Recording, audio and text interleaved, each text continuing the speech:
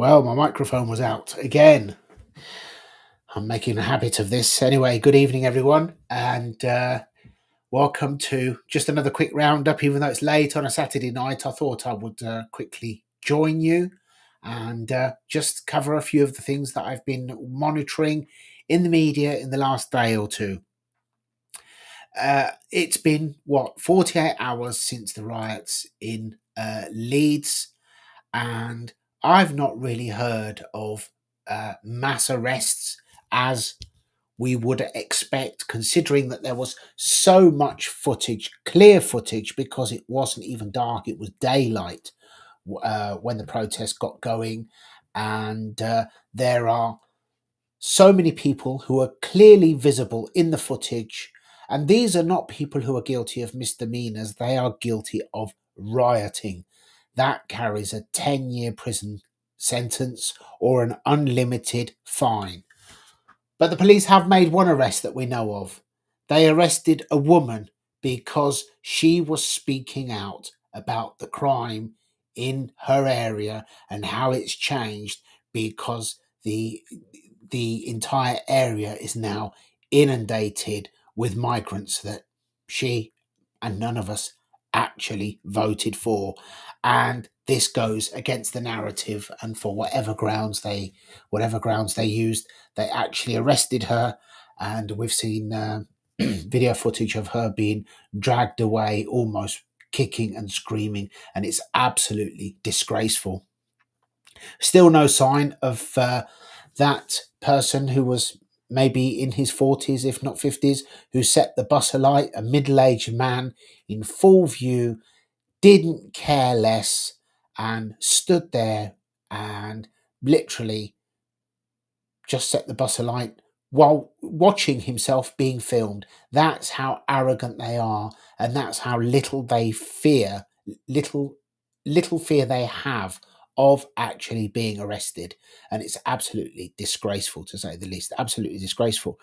um, I would have expected dozens of arrests by now, and if they haven't made any arrests by now, then I'm literally sadly expecting that there's going to be hardly anything done about this from a criminal legal point of view, but there's going to be a whole lot of appeasement, pandering, and maybe giving them more money. Uh, what can we say? This is where we're at. Oh, and there has also been a lot of effort online, especially on X, from people who are trying to defend one particular diverse community from involvement, and basically allege that it was just a different ethnic community, and that anybody who accuses the former is ignorant and can't tell the difference between one race and another. But unfortunately, we know which communities were involved. We know how it started. We know who jumped on the bandwagon. And we also know who were the people, or one or two people, who, realizing that this would have looked bad on them, suddenly took a few steps in a sort of end of riot PR campaign to look good. And I have seen those people on X attacking anybody who had anything to say about those involved, in the usual catch-all manner. But we saw the footage, and we know the difference between various ethnic groups. So insulting people's intelligence doesn't really help, because this wasn't just photographic evidence, there was video footage, and we could also hear what some of them were saying. I'll just leave it at that. I'm not going to define it any further, because in this day and age, it doesn't look as though it's acceptable to do that. On another note, today we had the first lot of illegal immigrants, and I gather that they don't like that saying anymore, so let me just say it again. Illegal immigrants, the criminals who arrive in this country without a passport, that is a crime. if you commit a crime, you are a criminal. And somebody who is an immigrant who comes without a passport and or a visa is an illegal immigrant. So these are not only illegal immigrants, they are also criminals. Today arrived on a yacht. I did say it won't be long after a Labour government gets in, and they'll all be arriving on a ferry. In the last 2 weeks, uh, Keir Starmer has already been pandering to Europe, trying to fix things as he put it, but effectively what he's doing is literally just making concessions left, right, and centre because he wants to be at the heart of Europe and keep his Remainers happy. Unfortunately, the way that the EU works is that they will simply demand more and more. And today, the latest is that they want more access to our waters to fish.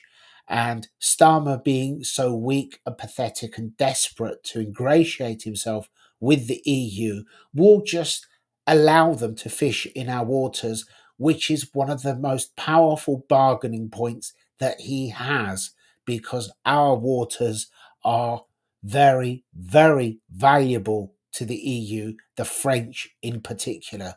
And if there is one very, very powerful bargaining point that we could have with the French, it would be access to our waters to fish. And obviously, that's the first thing that they've come out with. I don't expect it will be long before they make even further concessions. So, on that note, unfortunately, it's yet more bad news. In fact, everything that this lot are doing is absolutely horrendous. Anybody with an ounce of good sense should be very worried now. And that is why, at this time, it is in the hands of all those who are not in government. So let's not just say the official opposition, as in the Conservatives, because they are greatly reduced. And also, a vast number of those who are in office are, if you like, from the left of the party. There are hardly any true Conservatives left in the party who are actually elected MPs.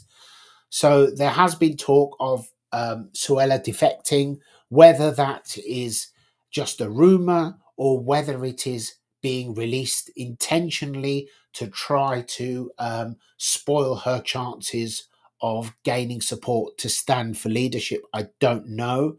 But one thing is probably for certain, that should Suella leave the party, then the remainder of the Conservative MPs may as well just merge with Labour, because they are pretty much indistinguishable. They are no longer Conservatives. There is no longer a Conservative Party, judging by the MPs who are in power now. The vast majority of them either did or would have tried to scupper Brexit.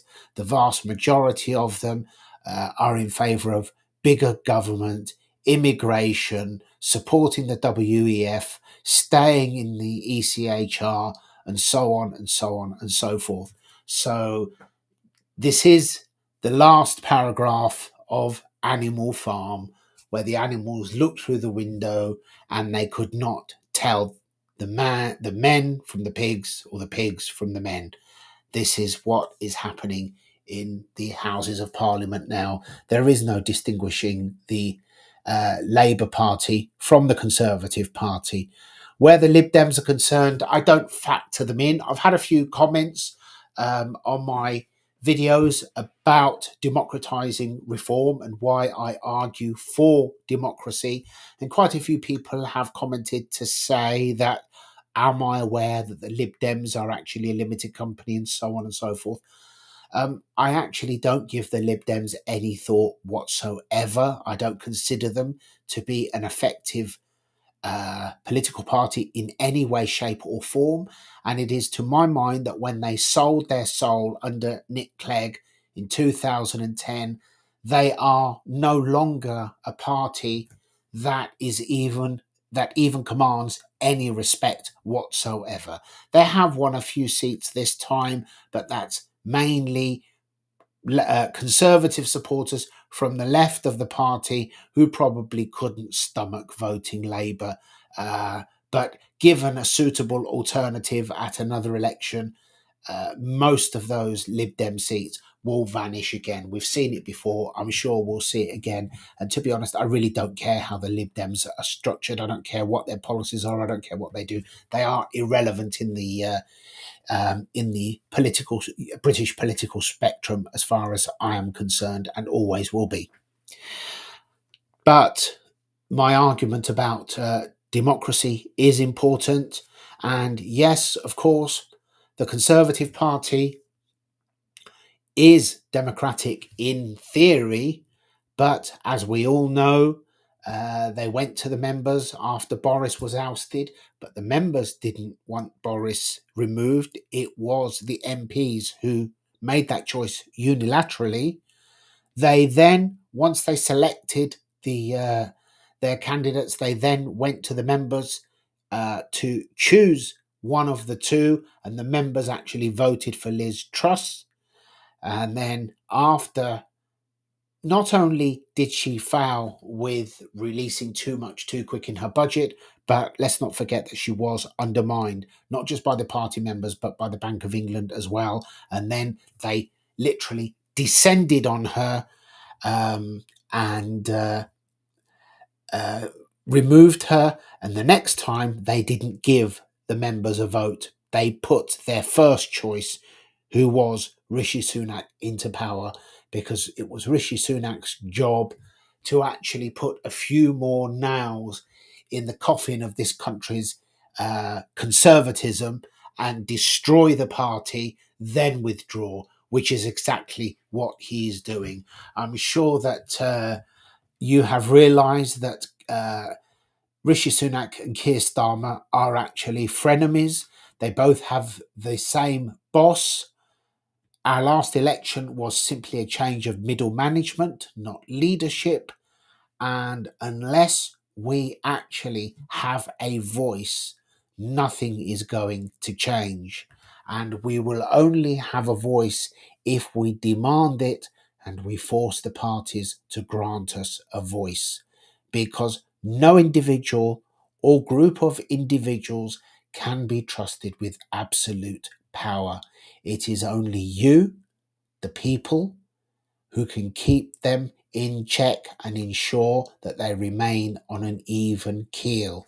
And it is because the public will stop them from going off in a direction that may be of their choosing, but not the public, that parties, governments, politicians in general have done their utmost to erode people's rights and people's democratic voice into little more than a token gesture, which is what we have now. There is absolutely no reason why we shouldn't be able to vote on any number of things several times a month. Definitely all of the most important decisions, we, the public, should have a vote. That's what I believe. It's all very well to say that we elect a member who we trust. No, we don't. We pick the least worst option, and that least worst option then goes off and does anything but fight for the people that put him or her into power. And that needs to change. If we don't change that, nothing will ever change. But anyway, I will be covering that tomorrow evening at 8 o'clock in a live stream where I will be going into discussion about democratizing Reform UK. I have covered it in a video, but since the video, I have had many comments, both directly, indirectly, on my videos, privately, messages, emails, and I've seen various opinions in groups. So it's quite an interesting subject. But what has fascinated me even more is the different opinions from different people, or the groups or the categories of responses that I have had, whether it those who just blindly defend, the apologists, those who are in agreement. They range into 3 or 4 groups, and in that regard, it's been quite interesting. I'm unwavered. I am for total, total, transparent democracy, and nothing less will do. And that's what I'm fighting for. And if I can't fight it from within any party, then I will fight it from outside. I don't care, because ultimately I'm not prepared to be silenced for the benefit of being in a party or actually even being elected.